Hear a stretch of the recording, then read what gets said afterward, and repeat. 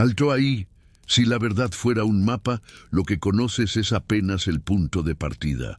Detrás de cada página oficial de la historia, de cada leyenda contada a medias y de cada mito que nos hizo dormir tranquilos, se esconde una realidad mucho más oscura, fascinante e inquietante que la humanidad ha intentado sepultar bajo el polvo del tiempo. Yo soy tu guía y tu cómplice en este viaje a las sombras, donde desenterramos secretos que deberían haber permanecido dormidos. Estás a punto de entrar al único lugar donde el pasado realmente cobra vida, las historias del mundo. Antes de que las revelaciones de hoy te atrapen por completo, quiero saber algo crucial. ¿A qué hora el destino nos ha unido para ver esta verdad? Y sobre todo, ¿desde qué rincón, desde qué ciudad o paraje misterioso del planeta me estás acompañando ahora? Te desafío a que dejes tu hora exacta y tu ubicación en la caja de comentarios. Quiero saber cuán lejos llega nuestra búsqueda. Si has sentido el escalofrío al escuchar esto, es una señal de que perteneces a esta comunidad. El conocimiento prohibido solo prospera si lo compartimos. Nuestro equipo de exploradores de lo oculto está creciendo, pero aún no somos suficientes. Necesitamos 600 mentes dispuestas a cuestionar todo. Esa es nuestra primera gran meta. Por eso te pido que te unas a nuestra causa. Pulsa el botón de suscribirte, activa la campana y ayúdanos a alcanzar la marca de los 600 primeros descifradores de la verdad. Si te suscribes ahora, eres oficialmente parte de la élite que se atreve a mirar donde otros cierran los ojos. Ponte cómodo, o tal vez no. La historia que creías conocer está a punto de desmoronarse. ¿Cómo es posible que un hombre que despreciaba el poder, que solo anhelaba la quietud de una biblioteca y la austera compañía de la lógica, terminara siendo el único pilar que sostenía al mundo conocido mientras éste se desangraba? Imaginen un trono, no como un asiento de gloria, sino como una picota. Imaginen la púrpura imperial, no como un manto de divinidad, sino como un sudario empapado en la sangre de millones. Esta no es la historia de un conquistador, no es el relato de un dios entre los hombres, es la crónica de una condena, es la vida de Marco Aurelio, el emperador filósofo, el hombre más poderoso y quizás el más atormentado de la tierra.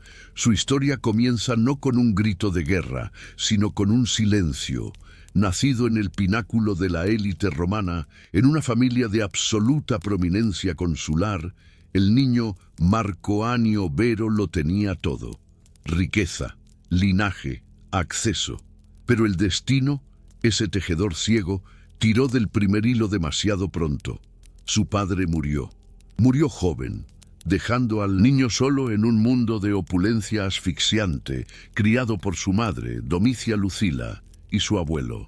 Donde otros niños de su clase jugaban a la guerra, Marco jugaba al ascetismo. Había en él una gravedad innata, una extraña aversión a la frivolidad que desconcertaba a sus tutores. Despreciaba los juegos, rechazaba las comodidades. Mientras sus pares aprendían a disfrutar de los lujos que el imperio ofrecía, Marco se volvía hacia adentro, hacia un enemigo que podía entender: su propio cuerpo, su propia debilidad. Comenzó una disciplina que rayaba en lo brutal.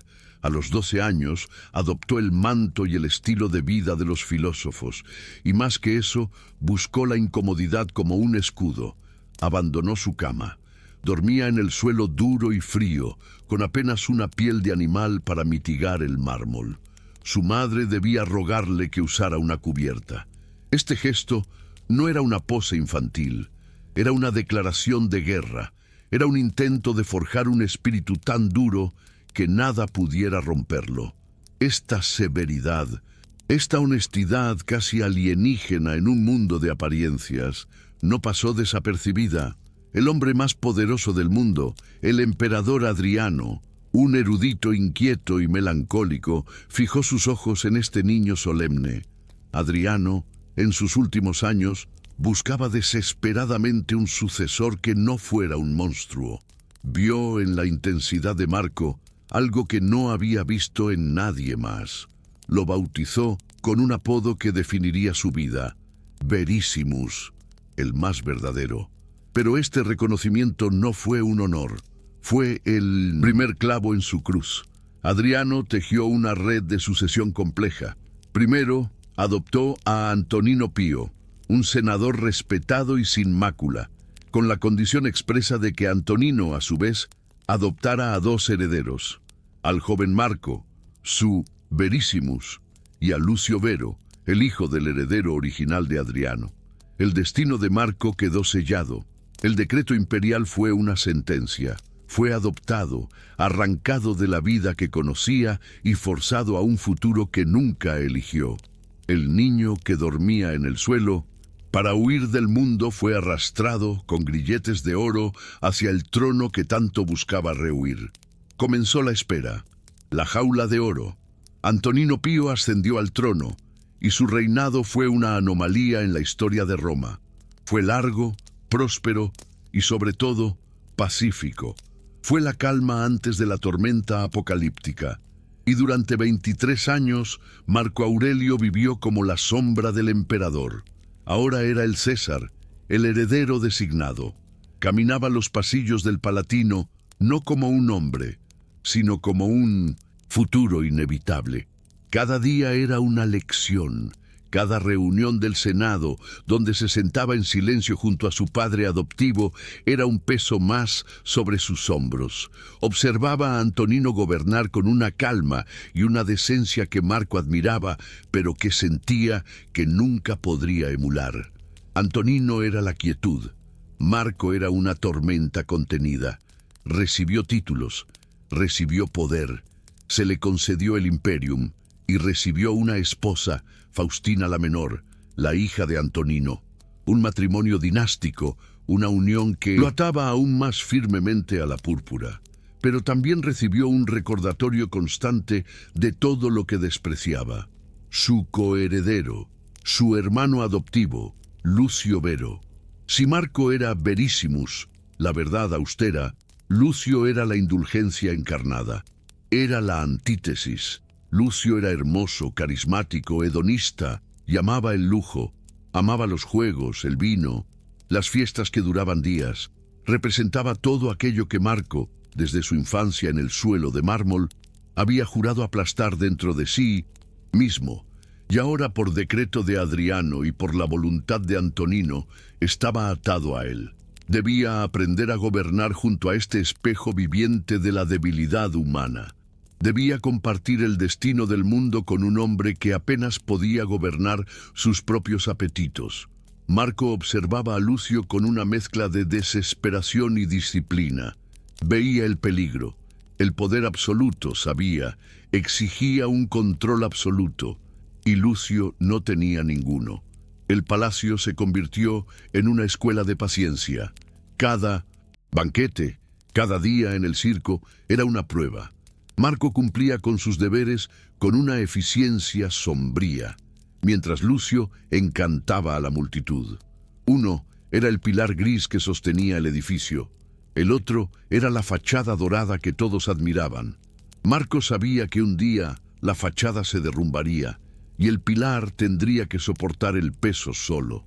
El destino de millones dependería de este frágil y desequilibrado equilibrio.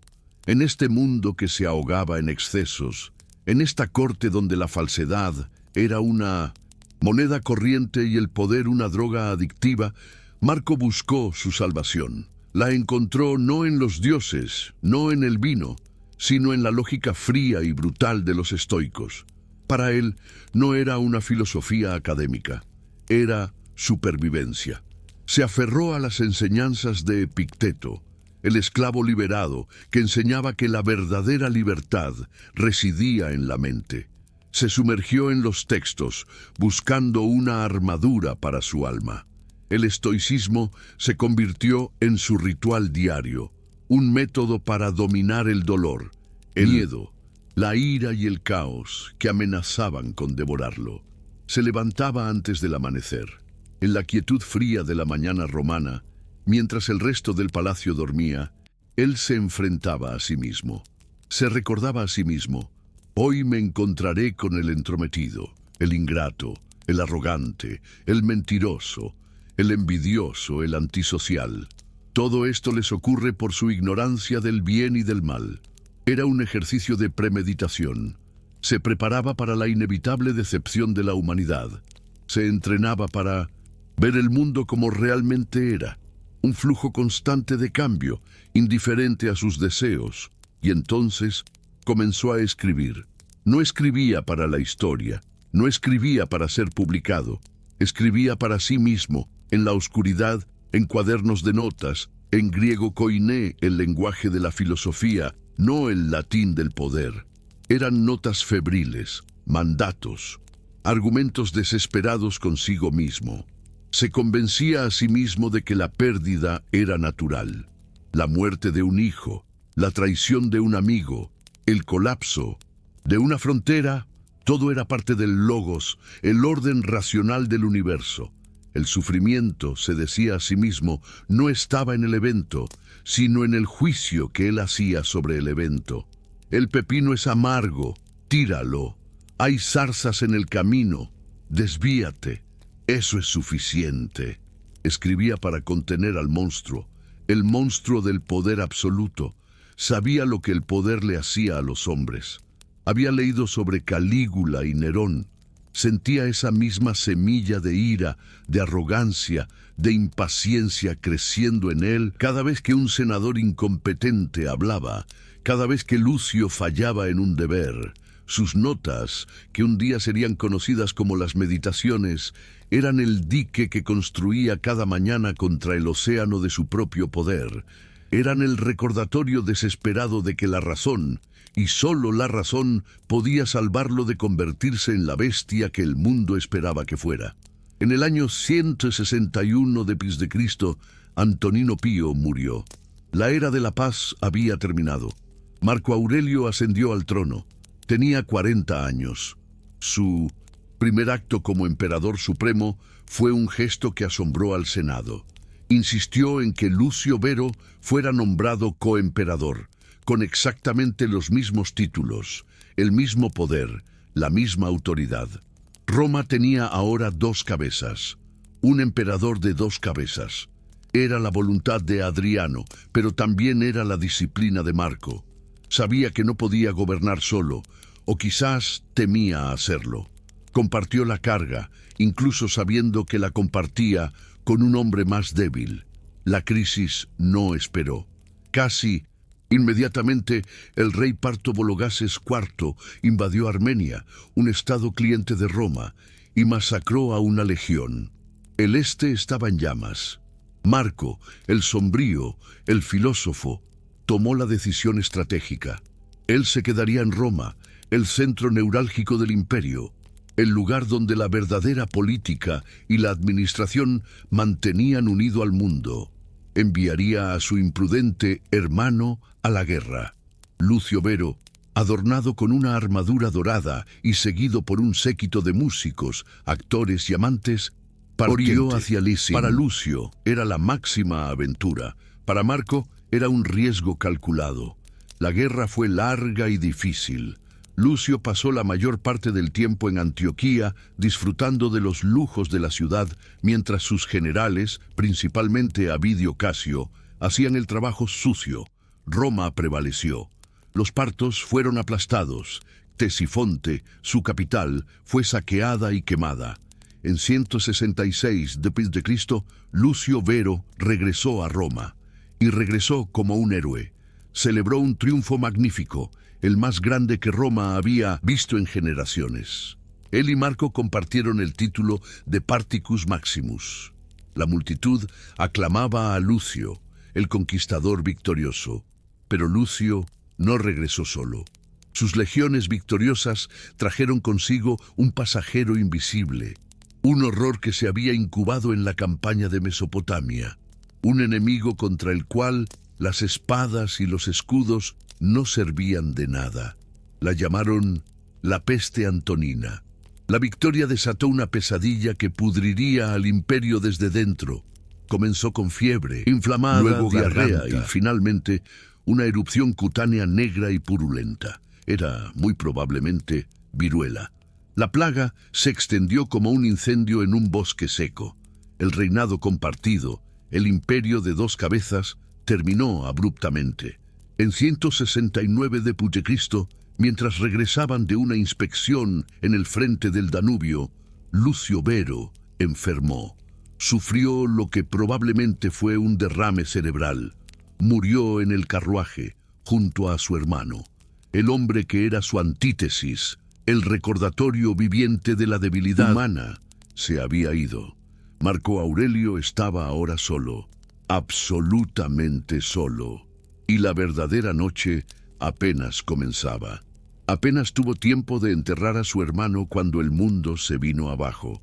Durante el reinado pacífico de Antonino, más allá de las fronteras del norte, más allá de los ríos Rin y Danubio, las tribus germánicas se habían estado agitando, presionadas por otras migraciones desde el este, y viendo la debilidad de un imperio distraído por la guerra en Partia y consumido por la plaga, vieron su oportunidad. En el invierno de 166-167 d.C., las hordas cruzaron. No era una incursión, era una invasión. Marcomanos, cuados, vándalos, sármatas cruzaron el Danubio congelado y cayeron sobre las provincias romanas como una plaga de langostas. Arrasaron todo a su paso, destruyeron ciudades, masacraron a la población. Una fuerza de invasión llegó hasta Aquilea, en el norte de Italia. Por primera vez en siglos, un enemigo bárbaro pisaba suelo italiano.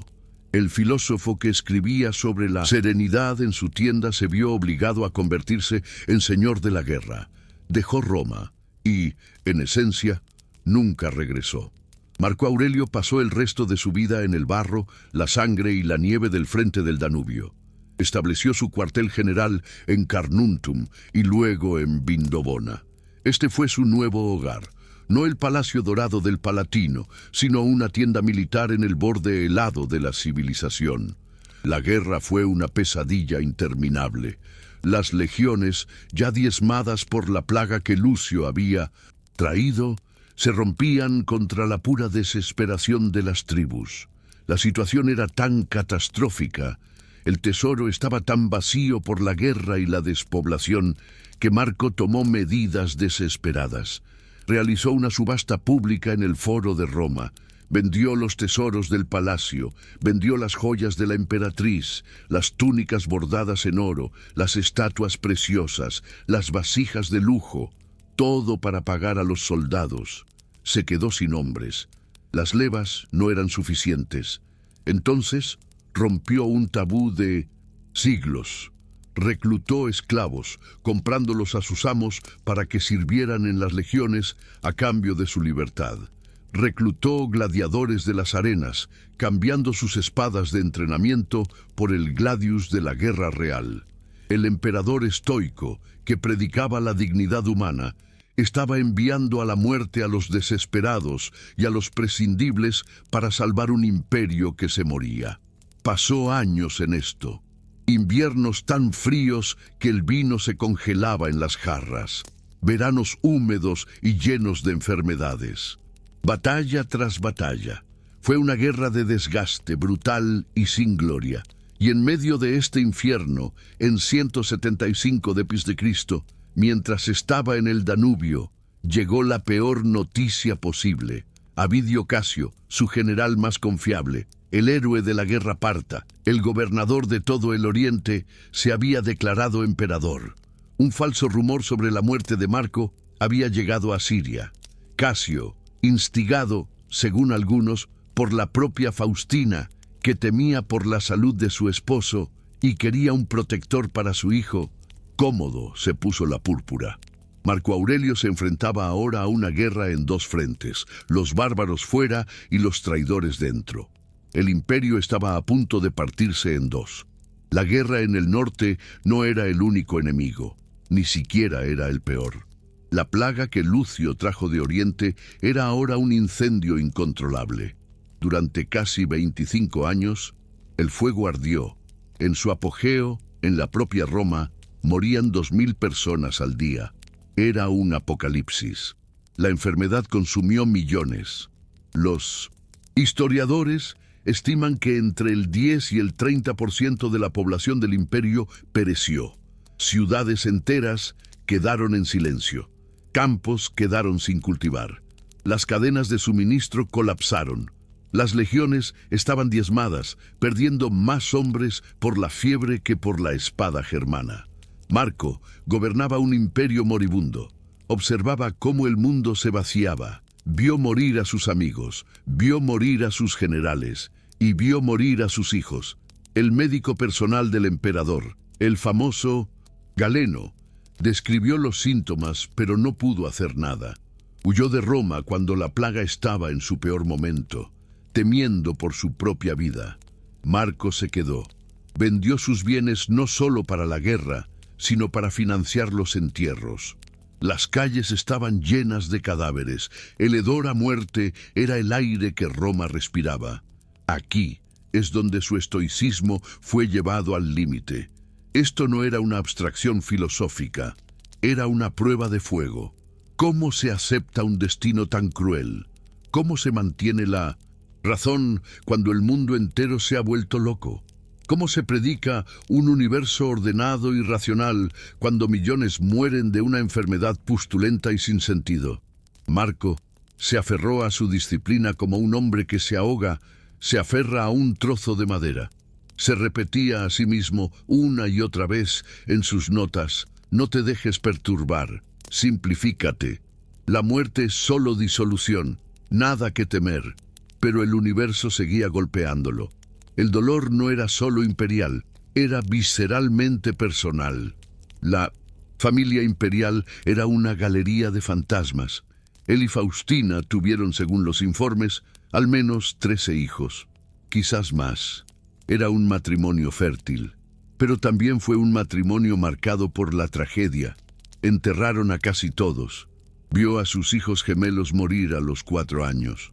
Vio a su hijo Anio Vero César, un niño brillante, morir tras una operación para extirpar un tumor bajo la oreja. Muerte tras muerte.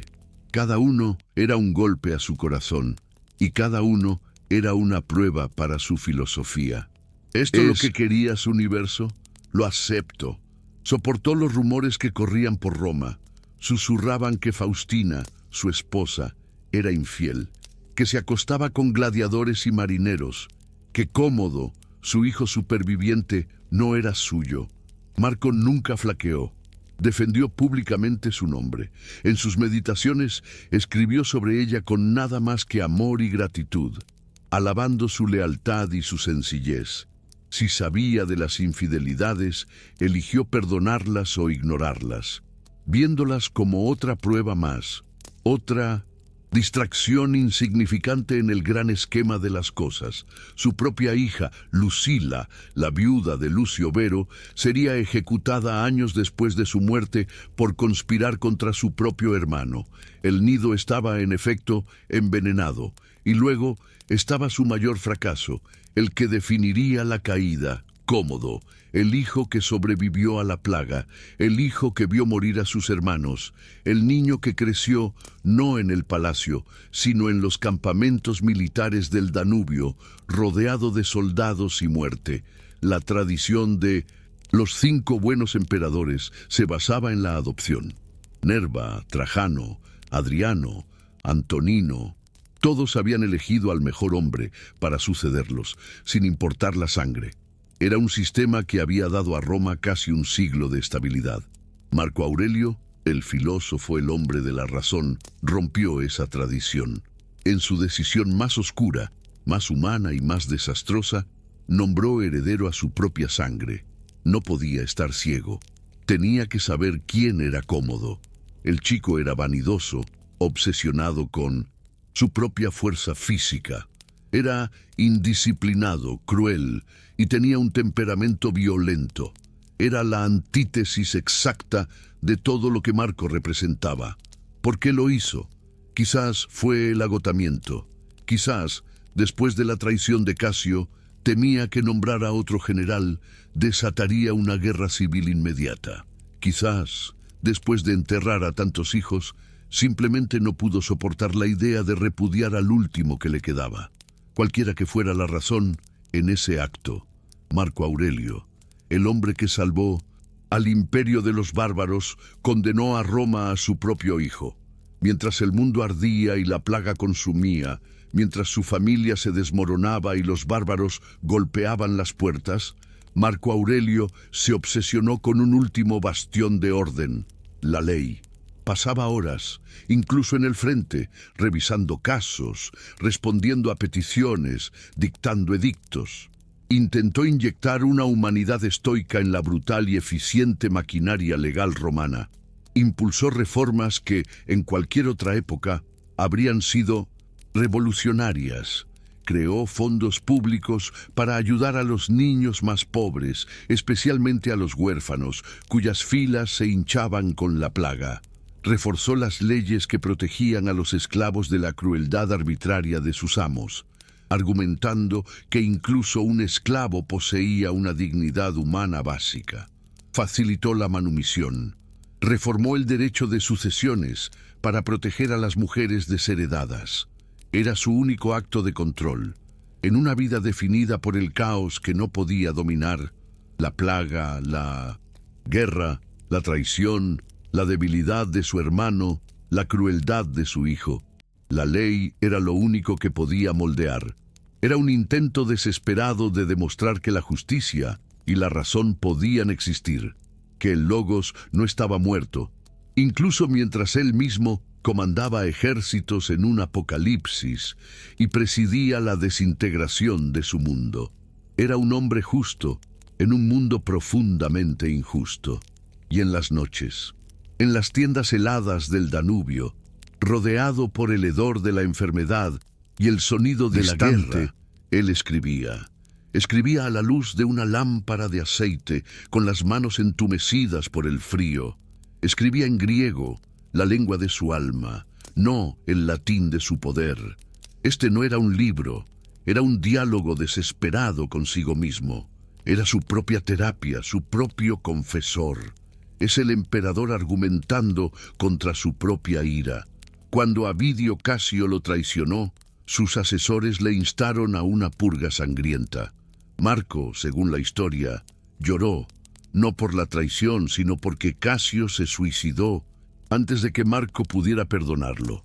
Escribió para dominar esa furia, escribía contra su propio miedo, el miedo a la muerte, a la enfermedad, al fracaso, escribía contra su propia desesperación. La vida del hombre, escribió, es un punto en el tiempo, su sustancia fluye, su percepción es débil, su cuerpo alimento para los gusanos. ¿Qué es entonces lo que puede guiarnos? Una sola cosa, la filosofía. Se recordaba a sí mismo una y otra vez la insignificancia de todo. La gloria era farsa, el aplauso de la multitud era ruido vacío, la vida misma era humo, un vapor que se disipa. La muerte, se recordaba, viene a por él, igual que vino a por Alejandro Magno y por el mozo de mulas que limpiaba su establo, iguales ante el cosmos. Estas no son las palabras de un rey en su trono, son las confesiones de un hombre en el potro de tortura, susurrándose a sí mismo que todo estará bien, sabiendo que es una mentira, pero una mentira necesaria para sobrevivir un día más. Su cuerpo no... y pudo más. Estaba fallando. La guerra en el norte era interminable. Apenas la contenía, nunca la ganaba. La plaga seguía activa, resurgiendo en oleadas. Su esposa Faustina había muerto en un viaje al este después de la revuelta de Casio. Su mejor general lo había traicionado. Estaba agotado, enfermo, probablemente de cáncer de estómago, atormentado por un dolor crónico que combatía con dosis de opio. Pero se negó a morir en una cama en Roma. Se negó a abandonar su puesto. Permaneció en el frente. Murió de pie. En marzo del año 180 d.C., en el campamento militar de Vindobona, la actual Viena, sintió que el fin estaba cerca. Su último acto fue llamar a Cómodo. Confirmó a su desastroso hijo, de 18 años, como el próximo y único emperador de Roma. Le rogó que terminara la guerra, que no abandonara la lucha. Pocos días después, el 17 de marzo, Marco Aurelio murió. Su muerte puso fin a la era de los 5 buenos emperadores. La Pax Romana murió con él. Murió en ese último momento de claridad estoica que estaba dejando el mundo al monstruo que él mismo había creado. El hombre de las contradicciones se había ido. Fue un filósofo que escribió sobre la simpatia, la hermandad universal de todos los hombres, pero bajo su reinado las persecuciones de cristianos se intensificaron. Quizás los veía como chivos expiatorios de la plaga, o como una secta obstinada que amenazaba la unidad romana en un momento de crisis. Predicó la sencillez y el autocontrol, pero se sentó sobre la arena sangrienta del Coliseo. Observaba la muerte de los gladiadores no con placer, sino con desapego analítico, buscando lecciones estoicas en cómo un hombre enfrenta su final. Su legado sobrevivió por el más extraño de los accidentes. La magnífica estatua ecuestre de bronce que lo honraba, la única que sobrevivió intacta de la antigüedad imperial, fue salvada solo porque las generaciones cristianas futuras la confundieron. Creyeron que el rostro barbudo y solemne pertenecía a Constantino, el primer emperador cristiano. El pagano fue salvado por la fe que había perseguido. Fue el hombre que defendió el imperio, que pasó su vida luchando para mantener unidas sus fronteras. Y sin embargo, fue el hombre que sembró las semillas de su decadencia al nombrar a Cómodo. Al final, el imperio que salvó se convirtió en polvo. Su gloria es un eco. Sus batallas son notas a pie de página. Pero el libro que nunca quiso que nadie leyera, esas notas privadas y desesperadas escritas en una tienda helada en el borde del mundo, ese libro sobrevivió. ¿Qué nos dice de nosotros mismos que, 2000 años después, los diarios desesperados de un hombre en guerra contra el mundo y contra sí mismo sigan siendo nuestro mejor consuelo? ¿Cómo es posible que un hombre que despreciaba el poder, que solo anhelaba la quietud de una biblioteca y la austera compañía de la lógica, terminara siendo el único pilar que sostenía al mundo conocido mientras éste se desangraba? Imaginen un trono, no como un asiento de gloria, sino como una picota. Imaginen la púrpura imperial, no como un manto de divinidad, sino como un sudario empapado en la sangre de millones. Esta no es la historia de un conquistador, no es el relato de un dios entre los hombres, es la crónica de una condena. Es la vida de Marco Aurelio, el emperador filósofo, el hombre más poderoso y quizás el más atormentado de la tierra. Su historia comienza no con un grito de guerra, sino con un silencio. Nacido en el pináculo de la élite romana, en una familia de absoluta prominencia consular, el niño Marco Anio Vero lo tenía todo: riqueza, linaje, acceso. Pero el destino, ese tejedor ciego, tiró del primer hilo demasiado pronto. Su padre murió joven, dejando al niño solo en un mundo de opulencia asfixiante, criado por su madre, Domicia Lucila, y su abuelo. Donde otros niños de su clase jugaban a la guerra, Marco jugaba al ascetismo.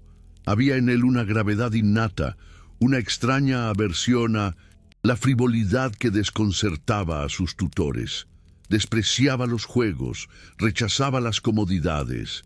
Mientras sus pares aprendían a disfrutar de los lujos que el imperio ofrecía, Marco se volvía hacia adentro, hacia un enemigo que podía entender: su propio cuerpo, su propia debilidad. Comenzó una disciplina que rayaba en lo brutal. A los 12 años adoptó el manto y el estilo de vida de los filósofos, y más que eso, buscó la incomodidad como un escudo. Abandonó su cama. Dormía en el suelo duro y frío, con apenas una piel de animal para mitigar el mármol. Su madre debía rogarle que usara una cubierta. Este gesto No era una pose infantil, era una declaración de guerra. Era un intento de forjar un espíritu tan duro que nada pudiera romperlo. Esta severidad, esta honestidad casi alienígena en un mundo de apariencias, no pasó desapercibida. El hombre más poderoso del mundo, el emperador Adriano, un erudito inquieto y melancólico, fijó sus ojos en este niño solemne.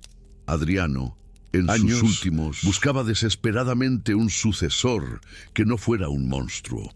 Vio en la intensidad de Marco algo que no había visto en nadie más. Lo bautizó con un apodo que definiría su vida: Verissimus, el más verdadero. Pero este reconocimiento no fue un honor. Fue el primer clavo en su cruz. Adriano tejió una red de sucesión compleja. Primero, adoptó a Antonino Pío, un senador respetado y sin mácula, con la condición expresa de que Antonino a su vez adoptara a dos herederos, al joven Marco, Verissimus, y a Lucio Vero, el hijo del heredero original de Adriano. El destino de Marco quedó sellado. El decreto imperial fue una sentencia. Fue adoptado, arrancado de la vida que conocía y forzado a un futuro que nunca eligió.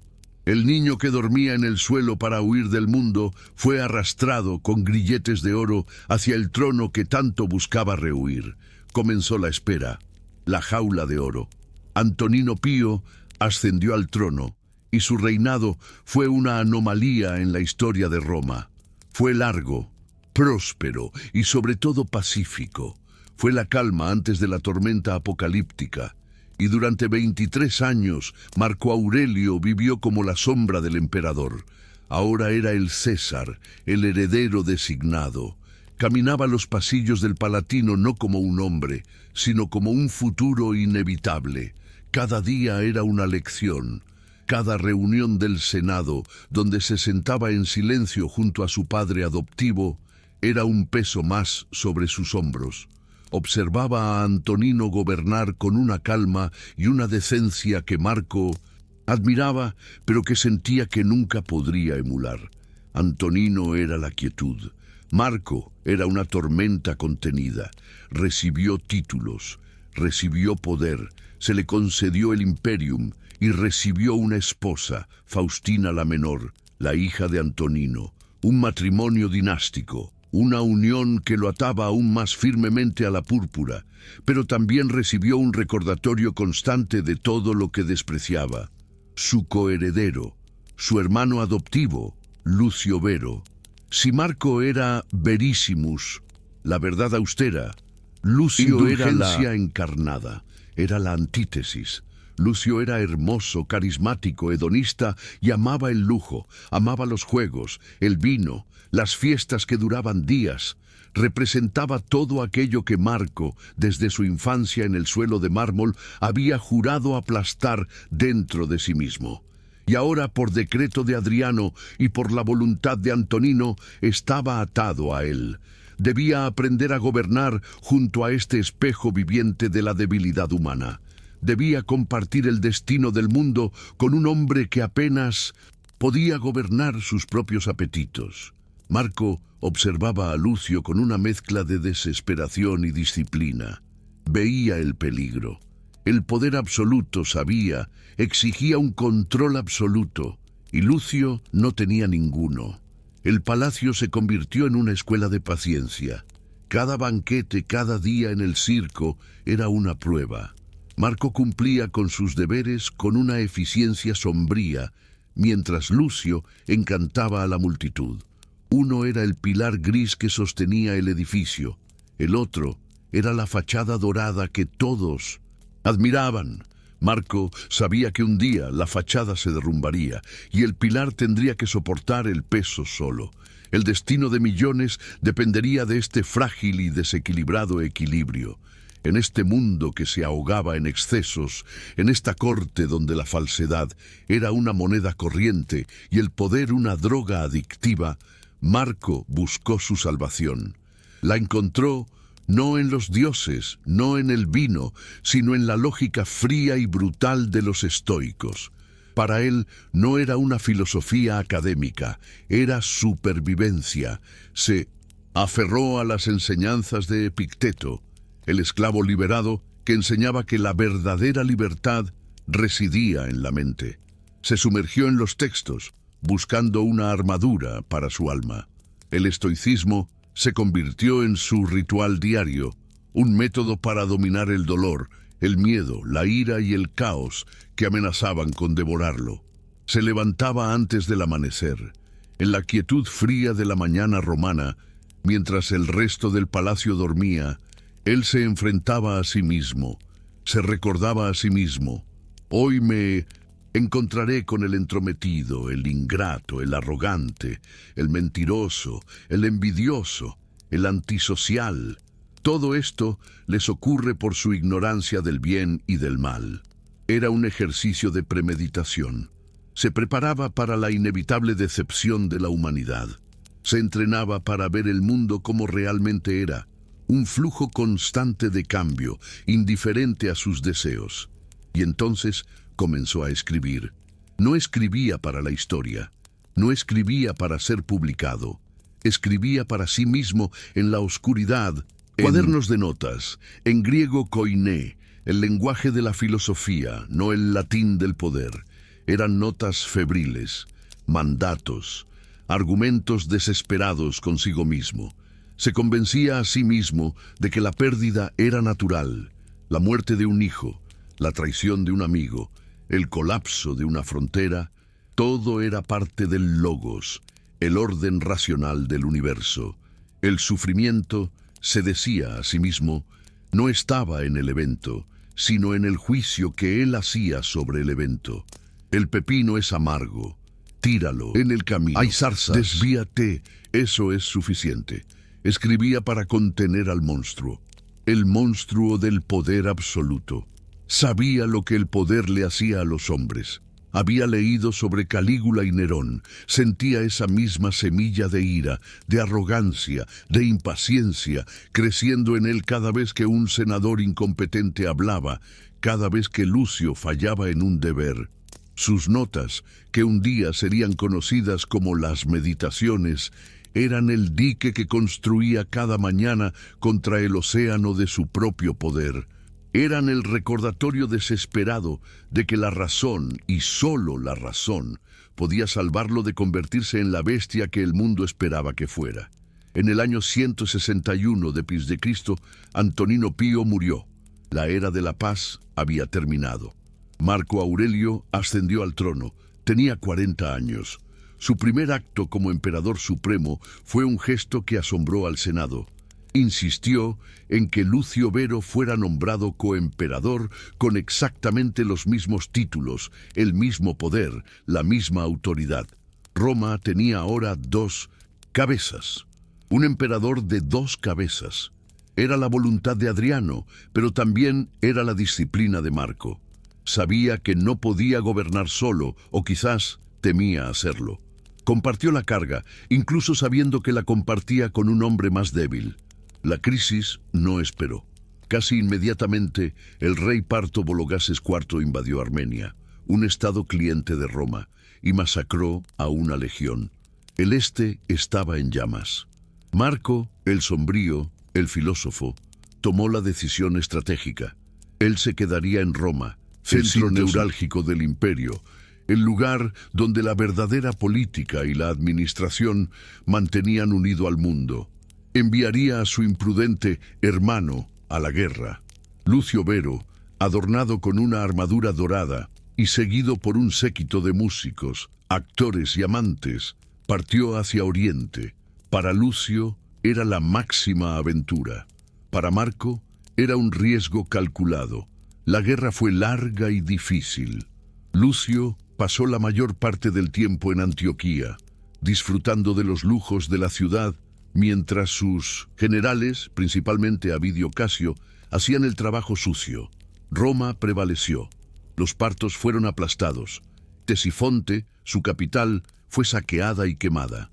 En 166 desde Cristo, Lucio Vero regresó a Roma y regresó como un héroe. Celebró un triunfo magnífico. el más grande que Roma había visto en generaciones. Él y Marco compartieron el título de Particus Maximus. La multitud aclamaba a Lucio, el conquistador victorioso, pero Lucio no regresó solo. Sus legiones victoriosas trajeron consigo un pasajero invisible, un horror que se había incubado en la campaña de Mesopotamia, un enemigo contra el cual las espadas y los escudos no servían de nada. La llamaron la peste antonina. La victoria desató una pesadilla que pudriría al imperio desde dentro. Comenzó con fiebre, luego garganta inflamada, diarrea y finalmente una erupción cutánea negra y purulenta. Era, muy probablemente, viruela. La plaga se extendió como un incendio en un bosque seco. El reinado compartido, el imperio de dos cabezas, terminó abruptamente. En 169 d.C., mientras regresaban de una inspección en el frente del Danubio, Lucio Vero enfermó. Sufrió lo que probablemente fue un derrame cerebral. Murió en el carruaje, junto a su hermano. El hombre que era su antítesis, el recordatorio viviente de la debilidad humana, se había ido. Marco Aurelio estaba ahora solo, absolutamente solo. Y la verdadera noche apenas comenzaba. Apenas tuvo tiempo de enterrar a su hermano cuando el mundo se vino abajo. Reinado pacífico de Antonino, más allá de las fronteras del norte, más allá de los ríos Rin y Danubio, las tribus germánicas se habían estado agitando.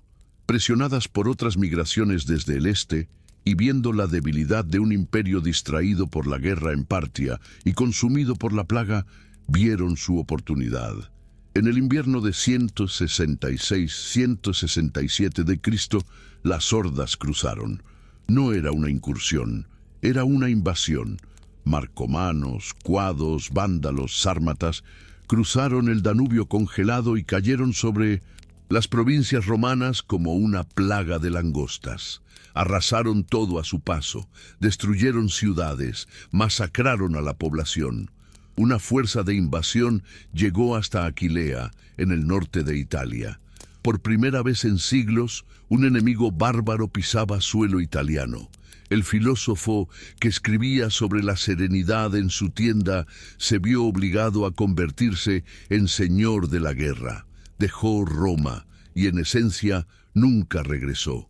Marco Aurelio pasó el resto de su vida en el barro, la sangre y la nieve del frente del Danubio.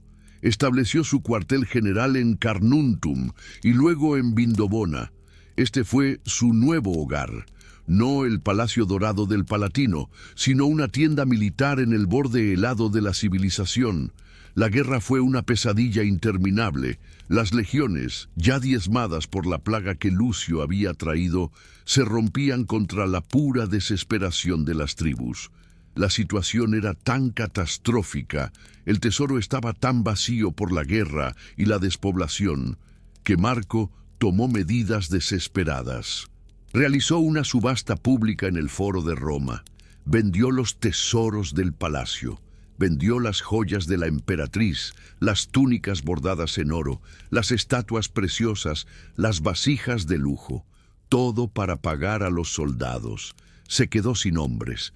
Las levas no eran suficientes. Entonces rompió un tabú de siglos. Reclutó esclavos, comprándolos a sus amos para que sirvieran en las legiones a cambio de su libertad. Reclutó gladiadores de las arenas, cambiando sus espadas de entrenamiento por el gladius de la guerra real. El emperador estoico, que predicaba la dignidad humana, estaba enviando a la muerte a los desesperados y a los prescindibles para salvar un imperio que se moría. Pasó años en esto, inviernos tan fríos que el vino se congelaba en las jarras, veranos húmedos y llenos de enfermedades. Batalla tras batalla, fue una guerra de desgaste, brutal y sin gloria. Y en medio de este infierno, en 175 d.C., mientras estaba en el Danubio, llegó la peor noticia posible. Avidio Casio, su general más confiable, El héroe de la guerra parta, el gobernador de todo el Oriente, se había declarado emperador. Un falso rumor sobre la muerte de Marco había llegado a Siria. Casio, instigado, según algunos, por la propia Faustina, que temía por la salud de su esposo y quería un protector para su hijo Cómodo, se puso la púrpura. Marco Aurelio se enfrentaba ahora a una guerra en dos frentes: los bárbaros fuera y los traidores dentro. El imperio estaba a punto de partirse en dos. La guerra en 1900. El norte no era el único enemigo, ni siquiera era el peor. La plaga que Lucio trajo de Oriente era ahora un incendio incontrolable. Durante casi 25 años el fuego ardió. En su apogeo, en la propia Roma, morían 2000 personas al día. Era un apocalipsis. La enfermedad consumió millones. Los historiadores estiman que entre el 10 y el 30% de la población del imperio pereció. Ciudades enteras quedaron en silencio. Campos quedaron sin cultivar. Las cadenas de suministro colapsaron. Las legiones estaban diezmadas, perdiendo más hombres por la fiebre que por la espada germana. Marco gobernaba un imperio moribundo. Observaba cómo el mundo se vaciaba, vio morir a sus amigos, vio morir a sus generales y vio morir a sus hijos. El médico personal del emperador, el famoso Galeno, describió los síntomas, pero no pudo hacer nada.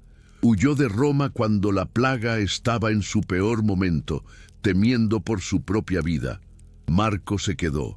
Vendió sus bienes no solo para la guerra, sino para financiar los entierros. Las calles estaban llenas de cadáveres. El hedor a muerte era el aire que Roma respiraba. Aquí es donde su estoicismo fue llevado al límite. Esto no era una abstracción filosófica, era una prueba de fuego. ¿Cómo se acepta un destino tan cruel? ¿Cómo se mantiene la razón cuando el mundo entero se ha vuelto loco? ¿Cómo se predica un universo ordenado y racional cuando millones mueren de una enfermedad pustulenta y sin sentido?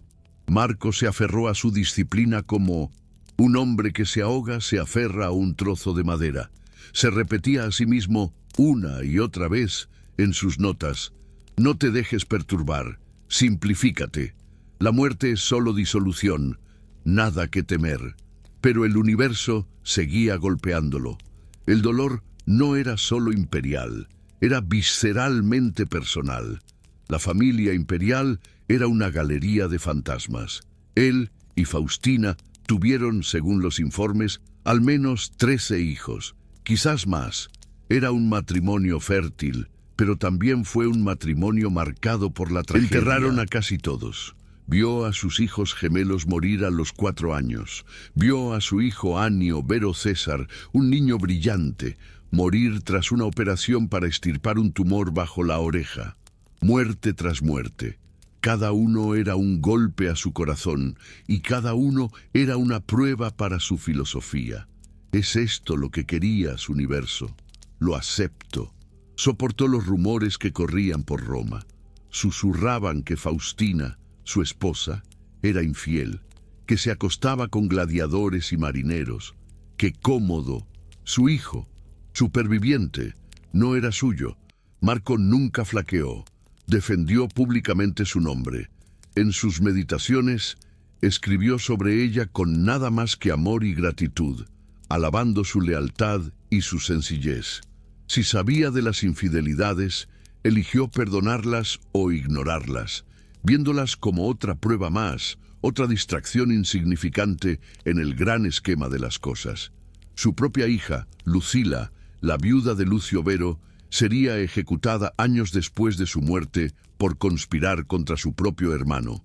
El nido estaba, en efecto, envenenado, y luego estaba su mayor fracaso, el que definiría la caída: Cómodo, el hijo que sobrevivió a la plaga.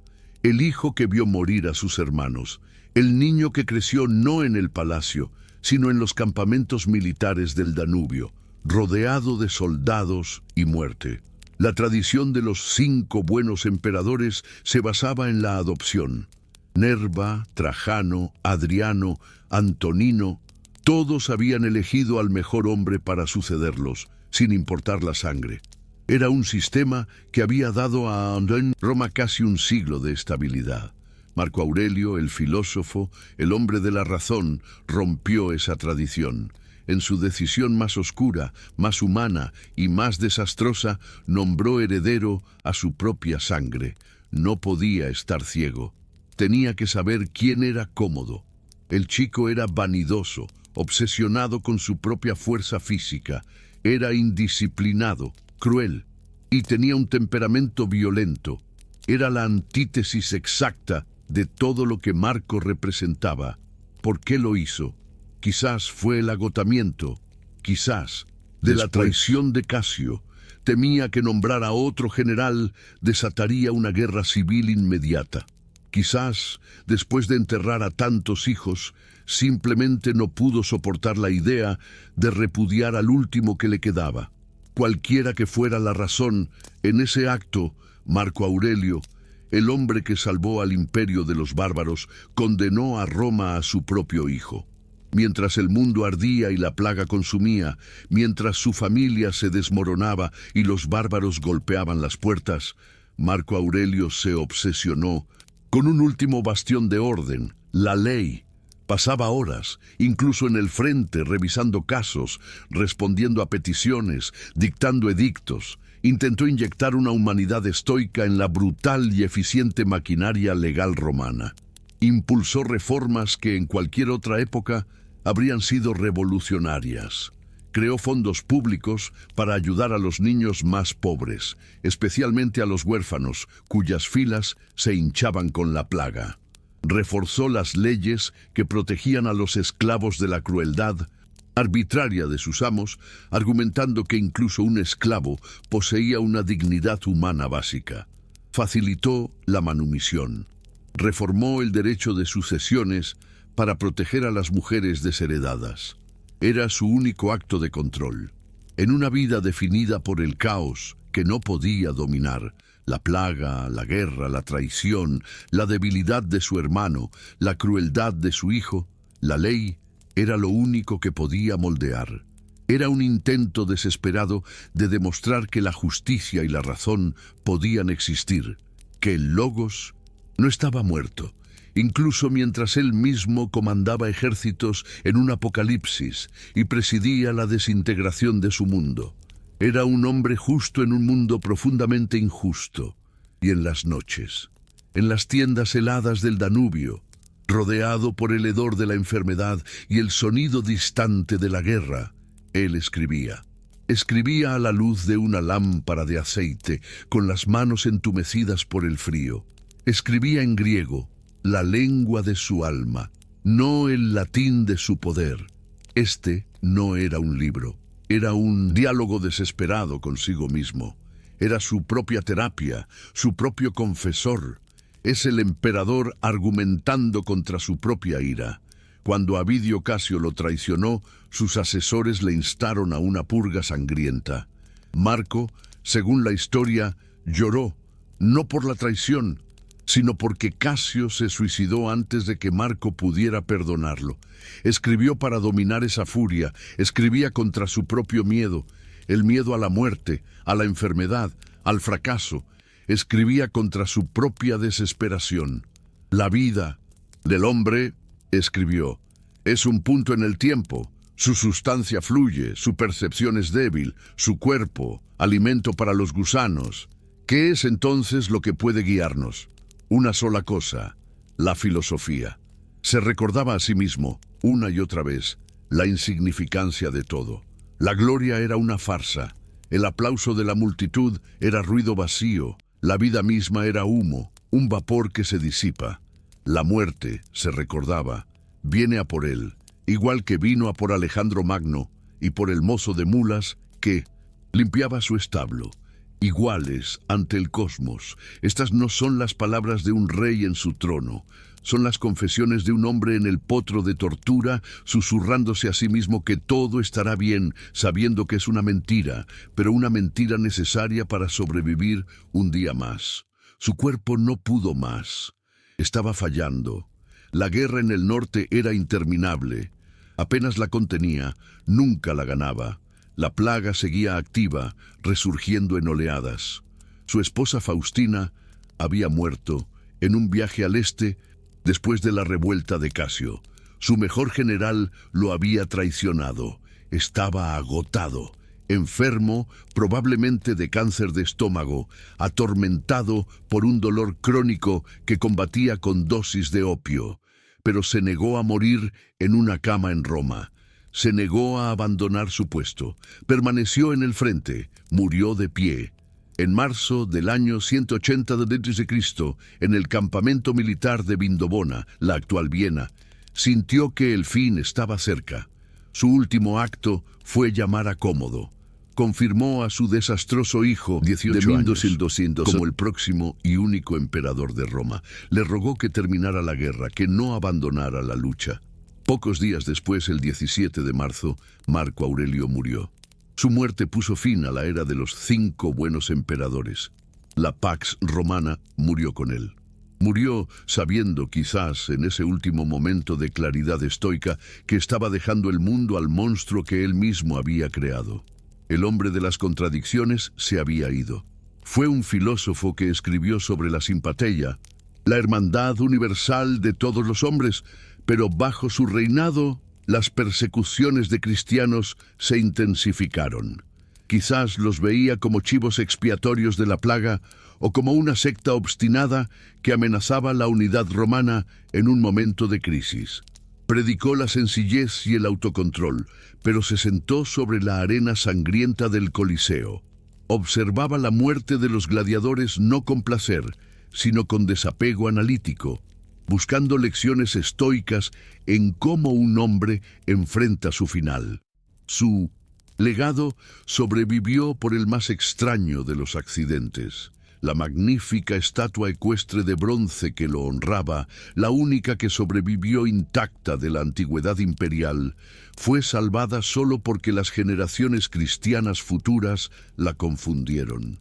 Creyeron que el rostro barbudo y solemne pertenecía a Constantino, el primer emperador cristiano.